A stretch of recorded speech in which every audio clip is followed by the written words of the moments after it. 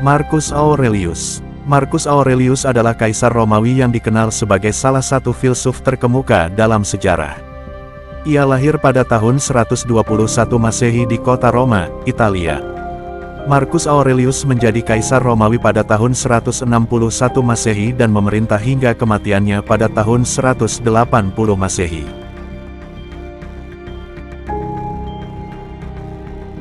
Sebagai seorang kaisar, Marcus Aurelius berusaha menjalankan pemerintahannya dengan integritas dan keadilan. Ia terkenal dengan kebijaksanaannya dan dedikasinya terhadap tugasnya sebagai pemimpin.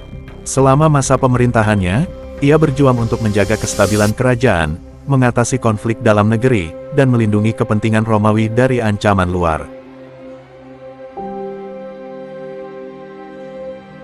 Selain kepemimpinannya sebagai kaisar Romawi, Marcus Aurelius juga dikenal sebagai seorang filsuf stoik terkemuka. Ia mempraktikkan filsafat stoikisme sepanjang hidupnya dan menyusun catatan-catatan pribadinya yang terkenal dengan judul Meditations. Catatan ini berisi pemikiran dan refleksi pribadi Marcus Aurelius tentang hidup, moralitas, penderitaan, dan kebijaksanaan. Dalam Meditations, Marcus Aurelius menekankan pentingnya kontrol diri, penerimaan terhadap takdir, dan sikap bijaksana dalam menghadapi segala situasi hidup. Ia percaya bahwa kebijaksanaan dan keadilan adalah kunci untuk hidup yang baik dan bahagia. Marcus Aurelius juga mendorong manusia untuk melihat diri mereka sebagai bagian dari alam semesta yang lebih besar dan memahami keterkaitan antara semua hal.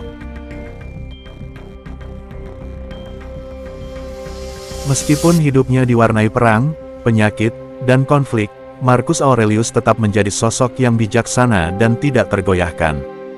Ia seringkali bermeditasi dan merenung untuk menenangkan pikirannya dan memperoleh kebijaksanaan dalam menghadapi tantangan hidup. Dedikasi dan kesetiaannya terhadap prinsip dan nilai-nilai stoik membuatnya menjadi salah satu pemimpin yang paling dihormati dalam sejarah.